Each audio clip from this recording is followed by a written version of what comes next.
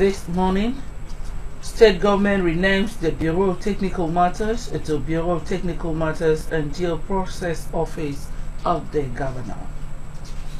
Commissioner for Women Affairs solicits the support of women to the administration of Governor Dom Emmanuel Klaus.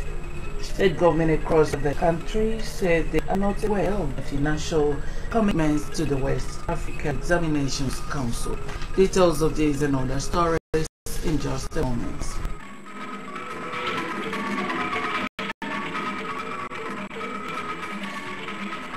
Good morning and welcome to KBC 45 News. I am Miriam Ekbutu.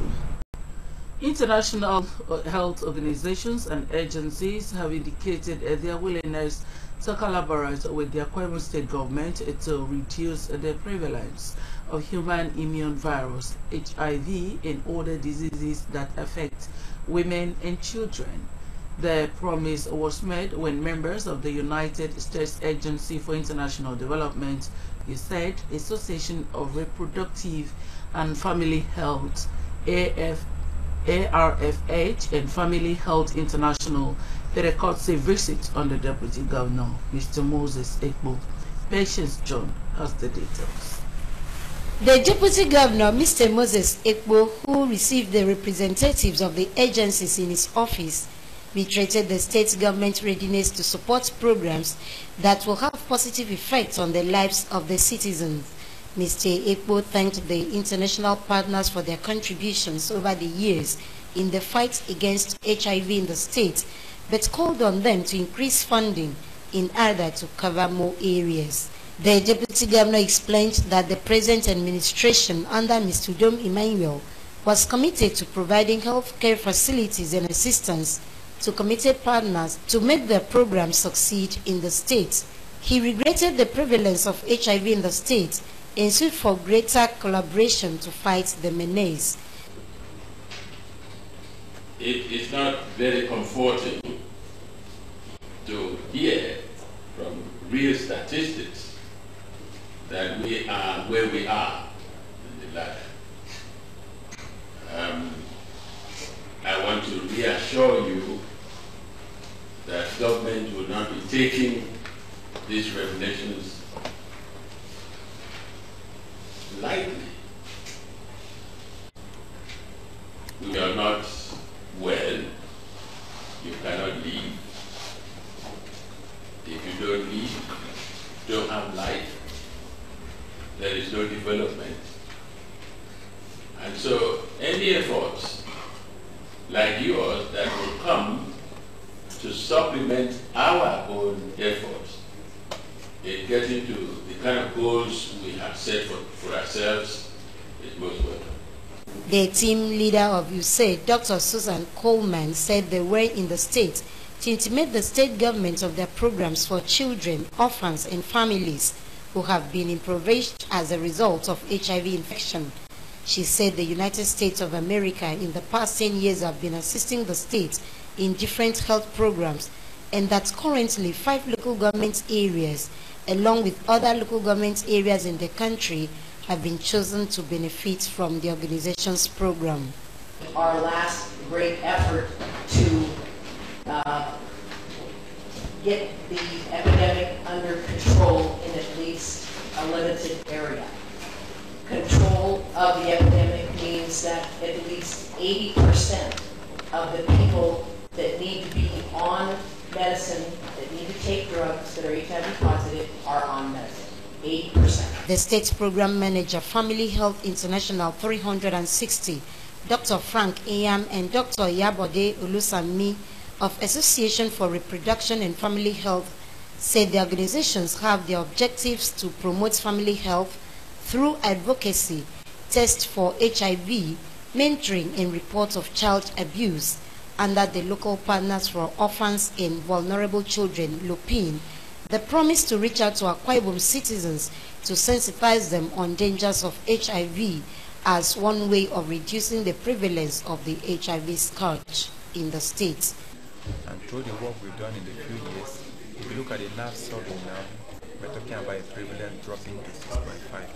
It's all for the work that we've been doing. You know, we actually came to this state and took over the burden of HIV when it was like 12.5 prevalence rate. You know, we are. And we are going to be doing this by ensuring that there's other people, that are doing this work so that we complement each other rather than, basic efforts. The Permanent Secretary, Ministry of Women Affairs and Social Welfare, Mrs. Cecilia Inyang, said the state is one of the beneficiaries of Global Fund in partnership with UNICEF and other agencies, which has been used to better the lot of orphans and vulnerable children. Patience John, reporting. Governor Udom Emmanuel has approved the renaming of the Bureau of Technical Matters to Bureau of Technical Matters and Due Process Office of the Governor. The governor also appointed Elder Foyekanem Epong as the Senior Special Assistant in charge of the Bureau. Already the new SSA to the governor in charge of the Bureau has assumed duties and held his maiden meetings with staff. Elder Epong is a retired senior staff of Shell Petroleum Development Company SPDC and currently the state chairman Nigeria Scrabble Association and has served as the state coordinator transmission ambassador of Nigeria at the time.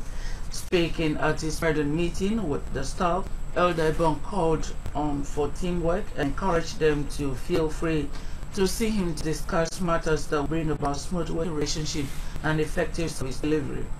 He explained that the change in nomenclature became necessary to emphasize the importance the present administration attaches to the role of the Bureau. The Bureau was expected to play in bringing about the overall development of the state. The governor's aide advised the staff to be prepared to work hard to justify the establishment of the Bureau as an integral part of the government's developmental agenda. He announced plans to host the staff to a one-day retreat to inculcate team spirit and capacity building among them. The three-day stakeholders in agricultural value chain meeting have been rounded off, with Ikore Semeterial District being the last port of call. The Commissioner for Agriculture and Natural Resources, Dr. Matthew Ekaite, during the meeting assured farmers in the senatorial districts that they will be carried along in the implementation of agricultural programs of the ministry. Olubayo Akindele has the details. Various groups and organizations for their turnout promised to bring the government to their doorsteps by giving credit facilities that would help them to increase their output in their respective fields. He said that farmers will be trained in fish farming, and farm inputs such as cassava stems and fertilizers will be given to them in order to increase their level of production. The Commissioner for Agriculture reminded the farmers of the technical committees set up by Governor Udom Emmanuel with the responsibility to evolve measures to improve agricultural production and ensure food security, and the Foreign Direct Investment Committee, noting that they must all work hard and cooperate with the government so that the committees can achieve their aims to which they were set up.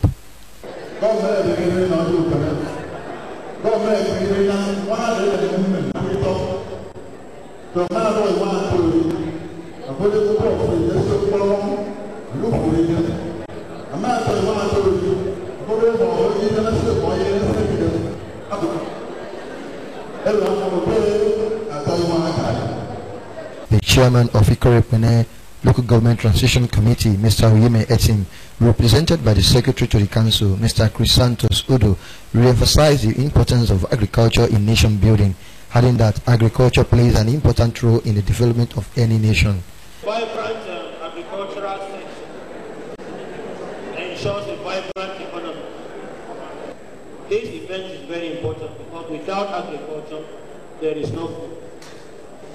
Stakeholders in the agriculture value chain who were at the meeting appreciated the Commissioner for the interactive section and prayed that God give him the strength and wisdom to implement his policies, assuring him of their support and cooperation.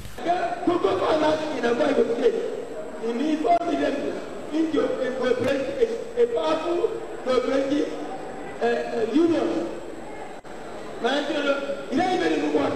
Because we need your support. That is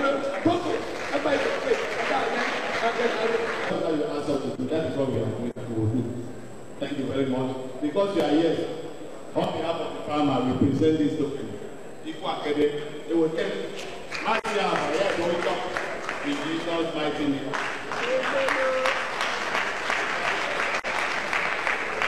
Olubayo Akinele reporting. 45 students who have completed their secondary education at the Bright Future College, Uyo, have been honored by the school's management. At the 8th graduation of the school, which was held at the institution premises, prizes were presented to students who, with outstanding performance in academics and other activities of the school.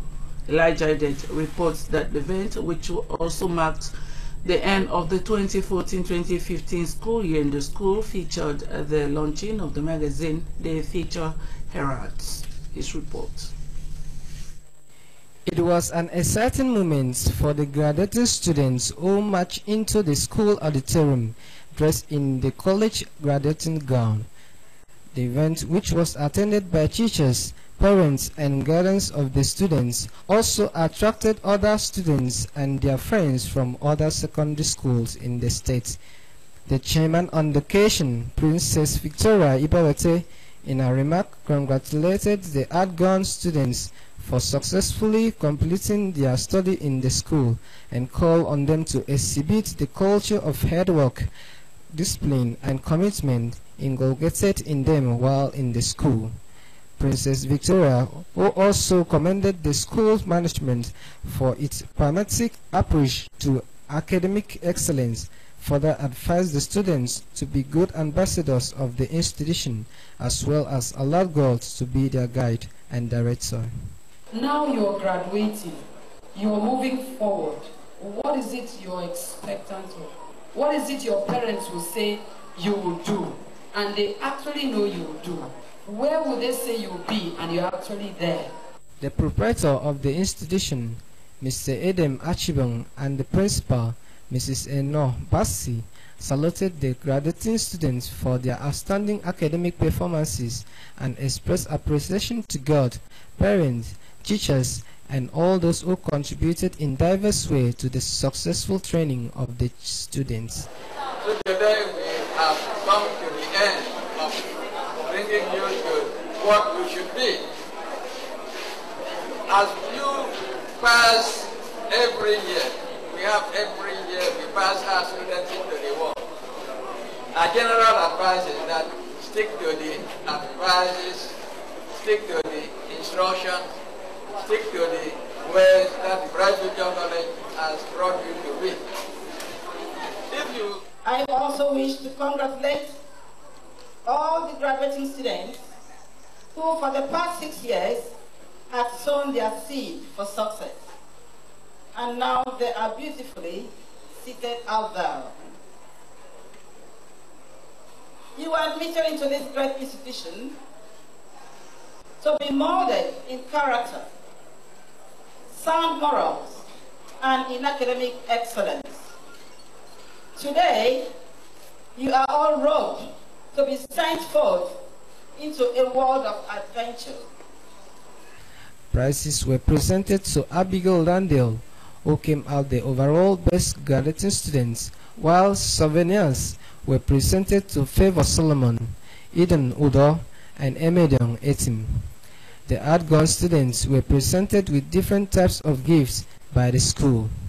The ceremony climaxed with the induction of the outgone students into the Bright Future College All Students Association.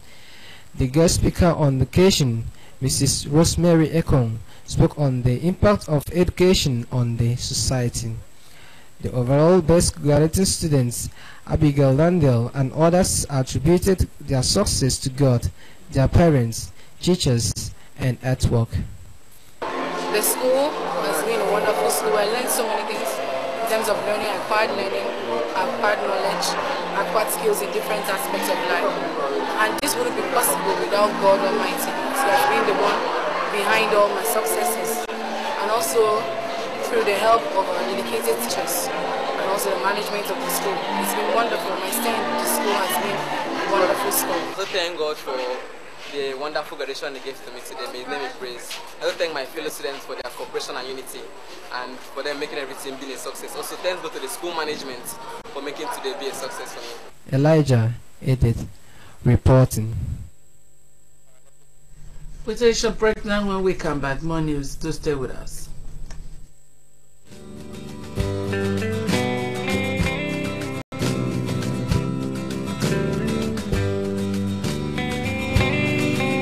We are a threatened generation, stuck in the consciousness of militarization. Failure to debrief our citizens leads to impunity on the part of leadership.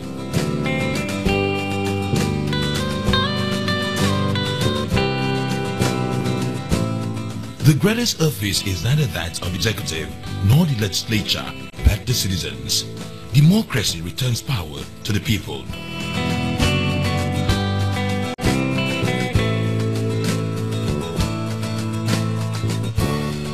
State of the nation, updating your political consciousness for political relevance and proper integration.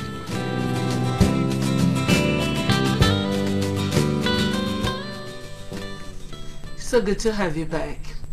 The Commissioner for Women Affairs and Social Welfare, Dr. Gloria Edith, has solicited the support of the Sombongi Ban for the government of Mr. Dom Emmanuel.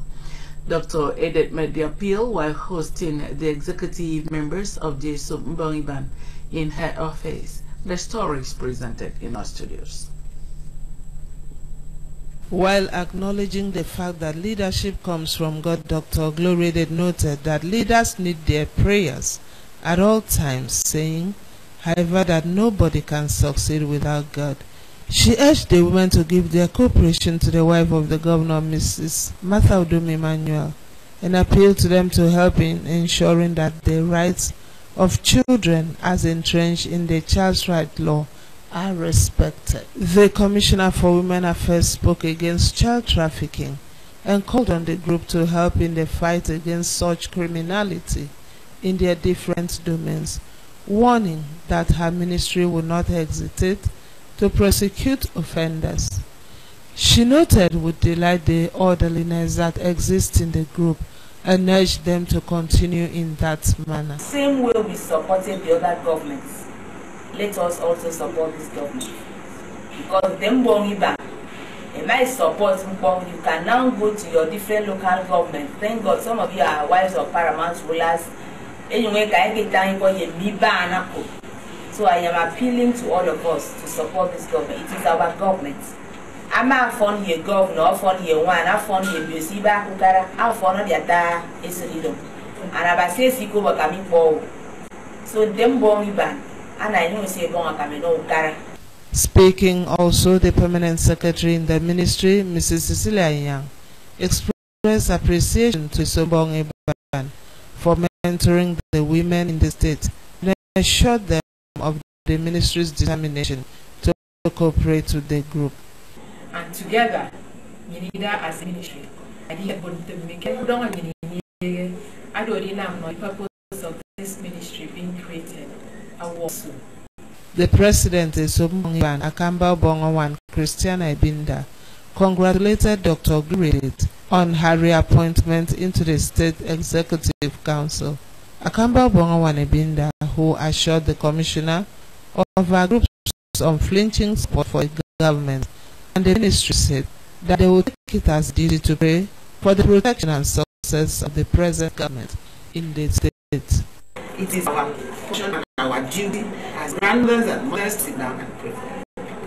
And we will continue to do that with love in Jesus' name. Amen. In attendance were the Directors of Women Affairs Department, Mrs. Edima Ndabong, Child Development, Mrs. Veronica Okun, Head of Legal, Barrister Basieka, and Social Welfare, Miss Mercy Upong.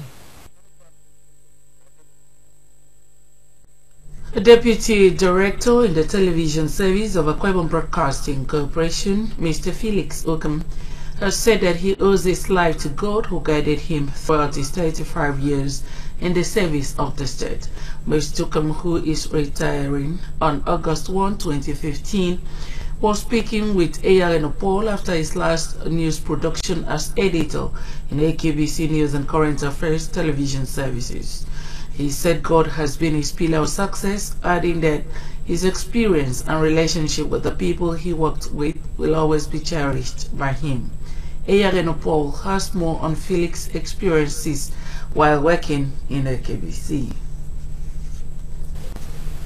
Mr. Felix Jonokum, who joined the services of the Akwa Ibom Broadcasting Corporation on June 1, 1991, was educated at the Catholic Primary School in Botun, Itumbonuso, Holy Family College Abak, and the then College of Education, Uyo, as well as the University of Calabar, where he obtained the Bachelor of Arts degree in English language.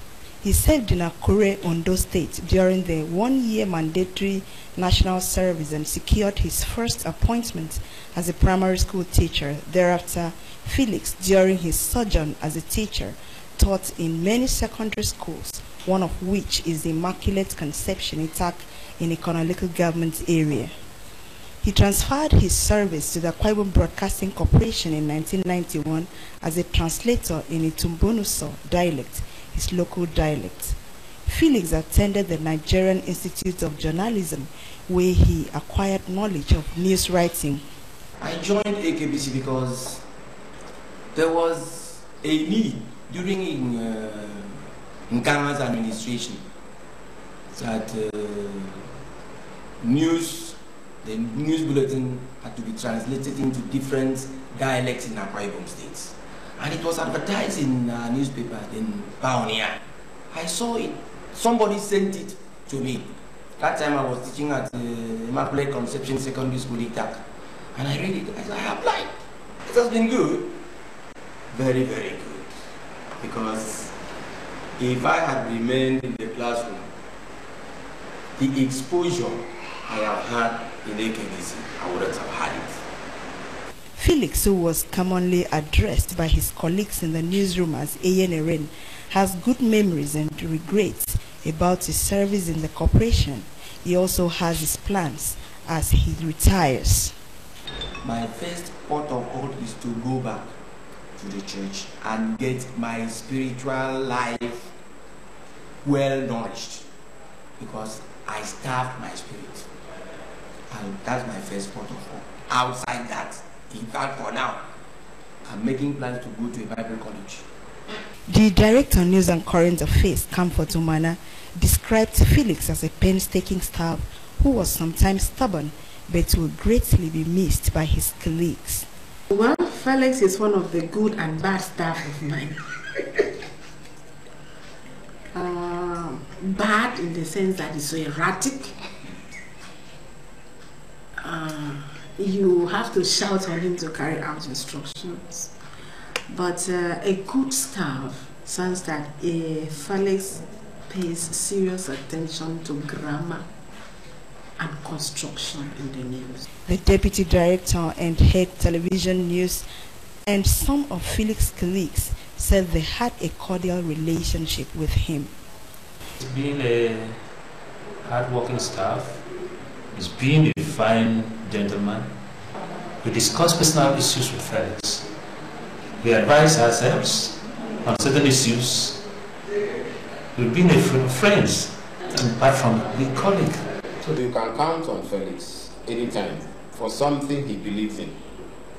And he will do it without looking back. I miss Mr. Felix Okumun's humor, his friendliness, his, should I call it lousiness sometimes? So I'm going to miss him because there are times he could be very verbal and there's no dull moments when he's around. But I'm happy he's living in good health. Felix happened to be my colleague in his Sunday school classmate and also a colleague in the AKBC. I really feel about his retirement. I wish he could reverse it. An assistant pastor of Life Gates Dominion Church, Uyo, Felix Okum is married to Ofonime, and the marriage is blessed with 3 children, Wangfon, Mfrekebasi, and Onyemebong. Felix's last editorial duty was on Tuesday, July 28, 2015, while he will officially bow out of service on August 1, 2015. Iageno Paul reporting.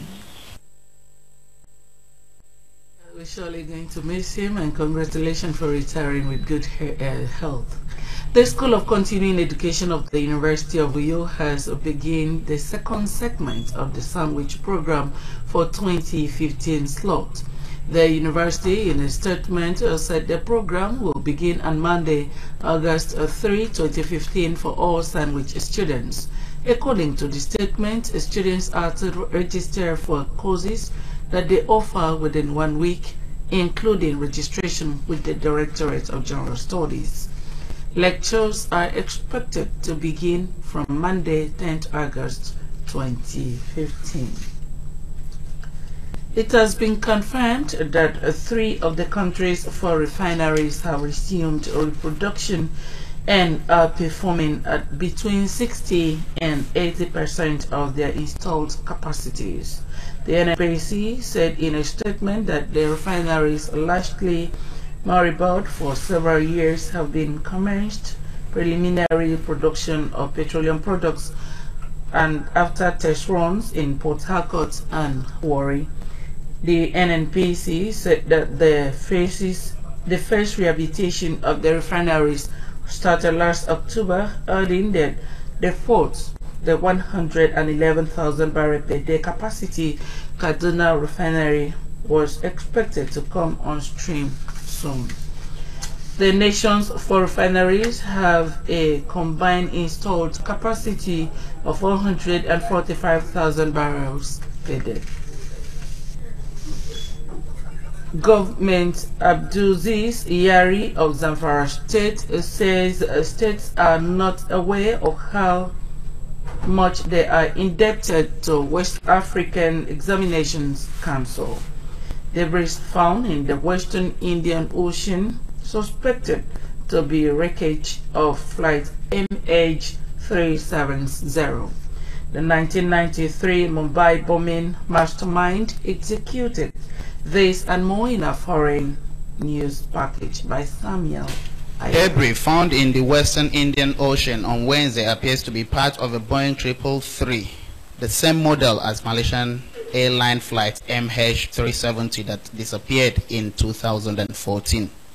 A source close to the investigation said there is a unique element to the Boeing 777's flaperon, a wing component they believed as same with the available photos of the ill-fitted aircraft. The debris, which was found off coast of St. Andre, a community on the island, is being examined to determine its true membership. In the course of investigations, if the debris found turns out as a piece of the MH370, it would be the first piece of physical evidence that the plane actually crashed.